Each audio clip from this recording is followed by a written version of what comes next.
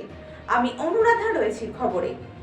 আজ 16 ডিসেম্বর শনিবার বহরমপুর প্রদেশ কংগ্রেস কার্যালয়ে সাংবাদিক বৈঠক করলেন প্রদেশ কংগ্রেস সভাপতি অধীর রঞ্জন চৌধুরী। উক্ত সাংবাদিক বৈঠকে তিনি কি বললেন চলুন আমরা শুনে নিই। দেখুন, এখন অনেক গল্প টল্প হবে, জানি না কি ব্যাপার। যাই হোক আর তাই হোক, একটা জিনিস তো প্রমাণিত হলো যে মোদি পার্লামেন্টকে নিরাপত্তা দিতে পারেনি। যে একটা পার্লামেন্টকে নিরাপত্তা দিতে পারে না, সে দেশকে কি করে নিরাপত্তা দেবে? এ প্রশ্নতে উঠে গেছে। কারণ তিনি পুরনো পার্লামেন্ট নাকি সব কিছু খারাপ, সেখানে জওহরলাল নেহরুরা ছিল, তাই তাকে নতুন পার্লামেন্ট করতে হবে।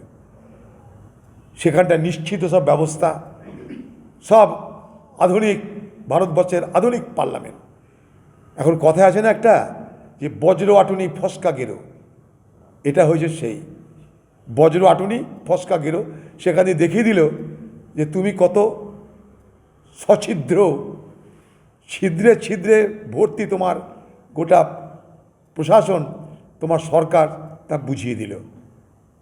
বেঁচে গেছে ভারতবর্ষের মানুষ, তার আগে আমরা। কারণ সেদিকে আমরা ছিলাম তো, যে যারা গেছিল তাদের কোনো ভয়ঙ্কর কোনো আতঙ্কবাদী নয়, তারা টেরোরিস্ট নয়। আমি তাদেরকে প্রোটেস্টার বলতে চাই, তারা কিন্তু প্রতিবাদী। এখন তাদেরকে টেরোরিস্ট বলে ইউএপিএ কেস লাগিয়ে দেওয়া হয়েছে, ঠিক আছে, পার্লামেন্টে ঢুকেছে, 100 বার অপরাধ করেছে। কিন্তু প্রশ্ন হলো, যদি তারা প্রকৃত টেরোরিস্ট হতো তাহলে সেদিন কি হতো? উপরওয়ালা বাঁচিয়ে দিয়েছে, তারা সব করে দেখিয়ে দিল, অথচ তারা টেরোরিস্ট নয় এটাও দেখিয়ে দিল। অর্থাৎ মোদি তোমার যে বর্ম, সে বর্ম নিশ্ছিদ্র নয়, শতচ্ছিদ্র। কোথাকার ওই আমাদের, হ্যাঁ, দেখুন, আমরা তো প্রথম দিন থেকে বলছি যে বোয়াল যে টাকাটা কোত্থেকে চুরি করেছে, আগে তো জানা হোক। এটা লুটের টাকা, ধাপ্পা মারার টাকা, ড্রাগ বিক্রি করার টাকা, কিসের টাকা? এদের পরিবারের 100 বছরের পুরনো ব্যবসা, 100 বছরের পুরনো। তাদের ঘরে টাকা আছে, সেই টাকার আইনি টাকা না বেআইনি টাকা সেটা দেখো। বেআইনি টাকা হলে তারপরে ফাইন চাপবে, তাছাড়া তো কিছু নেই। এই কিছু এটাকে দেখানো হচ্ছে এমন করে, যেহেতু কংগ্রেসের এমপি, তাই এমন করে দেখানো হচ্ছে। ভালো কথা, কোনো জায়গায় কোনো অন্যায় হলে নিশ্চয়ই সেটাকে ধরা আছে, সব কিছু ঠিক আছে। কিন্তু কথা যে উৎপত্তিটা কোথায়, টাকাটা কেন এলো, টাকাটা কিসের টাকা, এখন পর্যন্ত সেটা স্পষ্ট করে বলছে না কেন? ইনকাম ট্যাক্স, এটা আমরা জানতে চাই। পার্টি বলছে ইনকাম ট্যাক্স, কিছু বলছে না, অদ্ভুত ব্যাপার। পার্টি এটা নিয়ে সারা ভারতবর্ষ জুড়ে কংগ্রেসকে চোর প্রমাণ করার চেষ্টা করছে, ইনকাম ট্যাক্স কিছু বলছে না। মেহুল চোকসি ঘুরে বেড়াচ্ছে বিদেশে, নীরব মোদী ঘুরে বেড়াচ্ছে হাজার হাজার কোটি টাকা কামিয়ে, তাদের বিরুদ্ধে কোনোদিন মুখ খুলে নিয়ে এরা। আর 300-400 কোটি টাকায় কার বাড়িতে পাওয়া গেছে। যদি টাকাটা বেআইনি হয় কি হবে? তার ফাঁসি হবে, সাজা হবে, না কী হবে? আমরা জানতে চাই, একদম জানতে চাই। যেটুকু আমি জানি, তার ফাইন হবে, বাকি টাকাটা তার ঘরেই আবার দিতে হবে। যেমন করে কালো টাকা বন্দি করতে গিয়েছিল, সব কালো টাকা উদ্ধার করছি, 99% কালো টাকা ঢুকে গেল। তখনও তো মোদি বলেছিল কালো টাকা সাদা করবার জন্য ব্যবস্থা আছে। এখন কে কোথাকার এমপি, সে আমাদের পার্টির হতে পারে, আমরা স্পষ্ট করে বলেছি। তার দায়িত্ব কী করছে সেটা দেখার। এটা সঙ্গে কংগ্রেসকে জড়িত করাবার যে প্রচেষ্টা, তার বিরুদ্ধে আমরা করেছি, আজও করছি। আমরা এইসবের মধ্যে নেই। বেআইনি টাকা কে রেখেছে তার ব্যাপার, নিয়ে যাবে।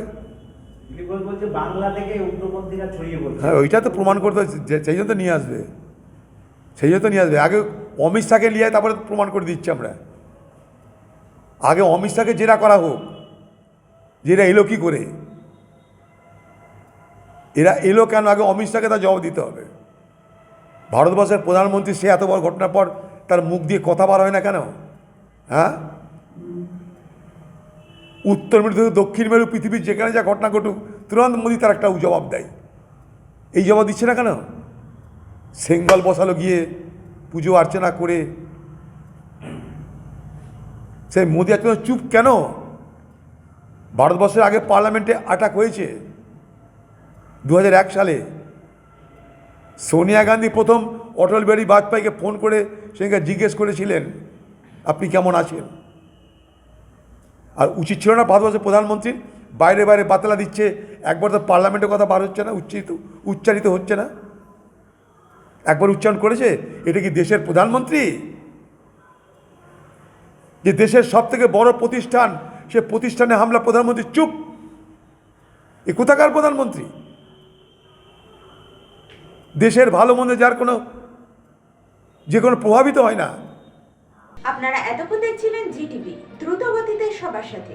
আরো বিস্তারিত জানতে চোখ রাখুন আমাদের ইউটিউব এবং ফেসবুকের পর্দায়। এবং এই ধরনের আরো নতুন নতুন খবরের আপডেট পেতে দেখতে থাকুন আমাদের ডিজিটাল সংবাদপত্র www.gtvlivenews.com।